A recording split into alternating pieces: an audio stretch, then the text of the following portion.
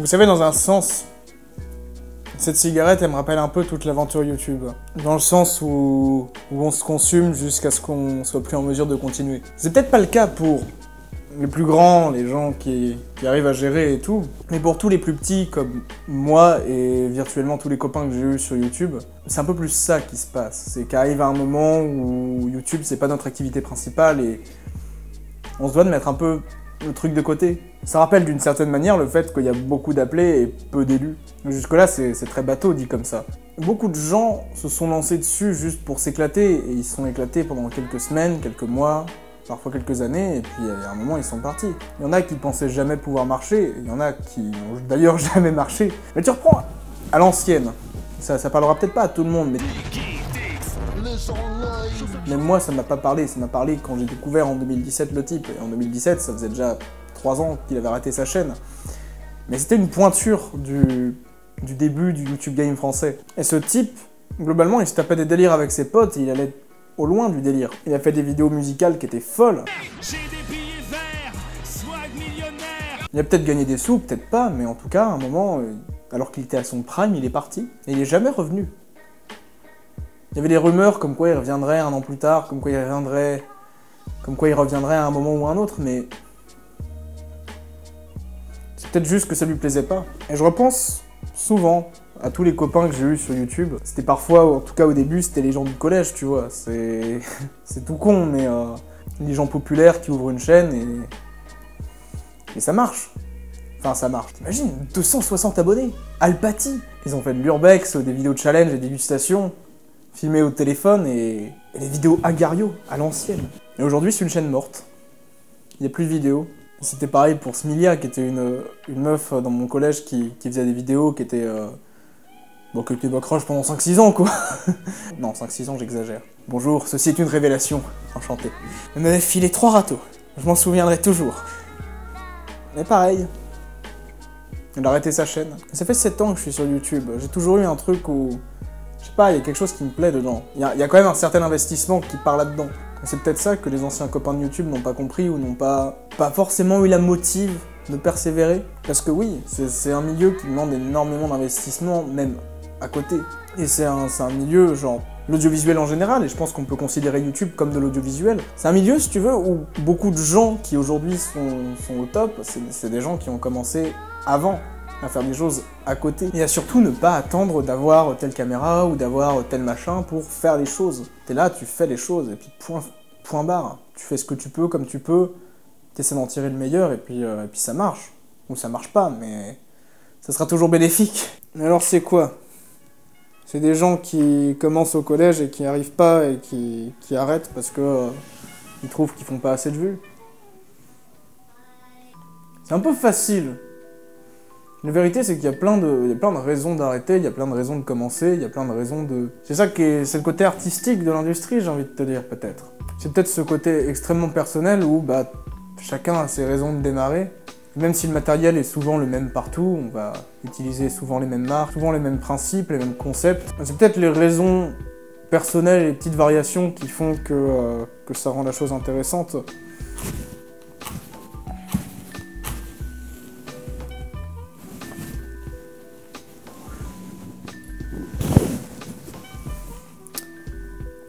Je voulais faire programmeur à la base. Et si j'ai démarré YouTube, c'est pour 2 raisons. La première, c'était le harcèlement d'une certaine manière, ou en tout cas je me sentais pas forcément bien avec les gens. Et le fait d'avoir une chaîne YouTube, le regard des gens a changé, et il y avait moins de gens qui venaient me péter les reins, parce qu'ils aimaient bien ce que je faisais. Même si c'était de la merde, hein, vraiment, c'était des YouTube poop qui faisaient rire des gens au collège. Puis la deuxième raison, c'était pour séduire la meuf dont j'ai parlé tout à l'heure. Spoiler alert, ça n'a pas marché, c'est pas quelque chose... Enfin, c'est pas forcément la meilleure des idées du monde. Mais j'aurais pas imaginé que 7 ans plus tard, je me retrouverais dans mon appart à faire une vidéo avec une petite bougie, une petite lumière un petit peu sympathique, voilà. Mais je me demande ce que font tous ces gens-là maintenant. T'en as eu plein d'autres des copains de YouTube. T'as eu Lilian, qui parlait de banque, de néobanque. T'as eu Raven de Vinci, qui a quand même poussé jusqu'à 27 000 abonnés, quoi. Genre, waouh, c'est fou. Qui faisait des vidéos sur l'électricité qui étaient bien. et dont je me suis servi, mais j'aimais bien ce type, je l'avais connu, il avait 100 abonnés, tu vois. Et il a arrêté, enfin ça fait 1 an qu'il fait plus rien. Et il y a tout un tas de gens, que j'ai simplement oublié parce que t'as eu Camille, t'as eu Saiki, plein de gens comme ça où je te name drop, tu vois, tout plein de pseudos, mais tu les connais pas, parce que c'est des gens qui n'ont jamais réussi à percer au-delà du millier ou au-delà des 10 000 abonnés, quoi. Sauf exception très rare. Mais dans tous les cas, c'est des gens qui sont partis à faire quasiment autre chose aujourd'hui, ou qui ont lâché le truc. Pas. Comme moi, ils ont peut-être eu un syndrome de la page blanche à un moment ou à un autre, où ils n'ont pas des conditions qui sont favorables à ce qu'ils produisent des choses. C'est ça aussi, c'est qu'au fur et à mesure que le temps avance, bah au collège c'est bien parce que essentiellement tu branles rien quand t'es chez toi, les devoirs sont faciles. Tu peux encore penser à ce que tu vas faire sur YouTube, mais quand t'arrives au lycée, quand t'arrives après dans les études supérieures, c'est pas si simple. Il faut vraiment vouloir s'accrocher pour continuer. Suffit que t'aies un petit peu de vie sociale et c'est mort. Faut voir que moi, l'époque la plus prolifique que j'avais sur YouTube, c'était au collège. Parce que je faisais vraiment une vidéo par semaine, et que cette une vidéo par semaine, c'était, je rentrais chez moi le soir, je faisais du montage, je passais vraiment toute ma vie dessus, parce que j'habitais dans un bled de campagne où il y avait vraiment rien à faire, et où sortir, je suis pas quelqu'un qui sort beaucoup, tu vois. Mais tout ça pour dire qu'il y avait des conditions qui étaient réunies pour que je produise à balle, et ça m'a poussé jusqu'à 150-200 abonnés, et c'était chouette, tu vois, genre... Les premiers mois de quand je faisais une vidéo par semaine, j'ai gagné 30 abonnés par mois, 30-40 abonnés, c'est une dinguerie. Mais voilà. Après, de ce que j'en dis, ça a l'air vraiment terrible comme image. Tout le YouTube proche que je connaissais, il s'est cassé la gueule. Et plusieurs fois, j'ai refait mon trou quelque part, à discuter un peu avec des créateurs qui ont arrêté, puis j'ai refait mon trou encore autre part avec des créateurs qui ont arrêté. C'est terrible parce que j'ai l'impression d'être tout seul. Enfin, c'est pas idéal.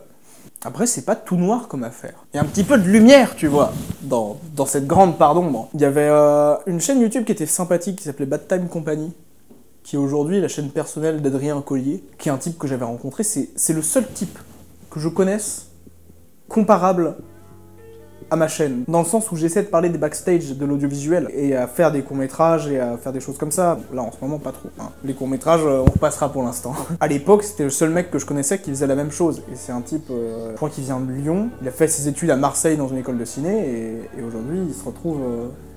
Il a posté un long-métrage sur sa chaîne. C'est chouette. Il y a 1 heure de contenu gratos, comme ça. Et franchement, c'est pas si mal. Il est bien entouré, il a du talent, le bougre, et il continue. Donc c'est bien. Il y a quand même des choses qui se font, il y a des gens qui continuent. Et je vous encourage à aller le soutenir parce que franchement, c'est chouette ce qu'il fait. Pour revenir sur la métaphore qui fait que je parais intelligent, c'est cette cigarette qui a fini d'être consumée. Faut pas fumer les enfants. C'est un piège. Parce qu'après ça coûte cher. Et tu finis par fumer du tabac à pipe parce que ça coûte moins cher. Mais d'une certaine manière, pour faire un parallèle avec YouTube, c'est pas si facile.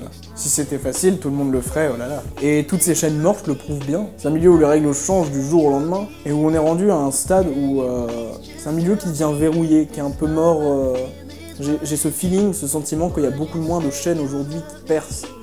À une époque, globalement de 2014 jusqu'à 2018, tous les ans, tous les 3 mois, tous les 6 mois, t'avais une nouvelle vague de chaînes qui popaient. La dernière vague de grosses chaînes qui ont émergé, en tout cas de ce que je me souviens, ça a été les chaînes critiques, la dernière mode.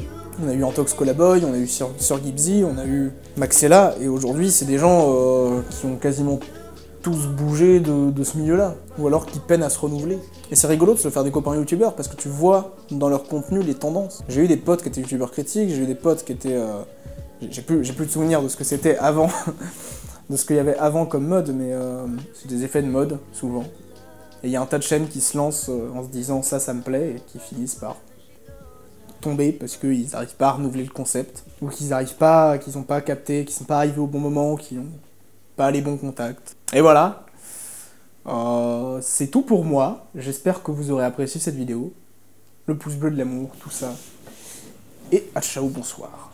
Mélancolie, curiosité continentale, cri de ceux qui parlent aux astres pour un jour se réveiller grandi, car des questions stationnées dérivent. Comme toi j'écris la nuit sur quelques milliers de piles de livres pour graver mes idées délirantes. On est de ceux qui matent le futur carrière et inexistant. Aujourd'hui c'est plus de matelas de ma carrière et finance. J'écope de cette folie vraie, capte l'euphorie, fuck toujours aussi instable. Ce sont pour les soirs, pour mon posy installé. Et j'ai cop de cette folie vraie, cap de l'euphorie, cap de l'euphorie.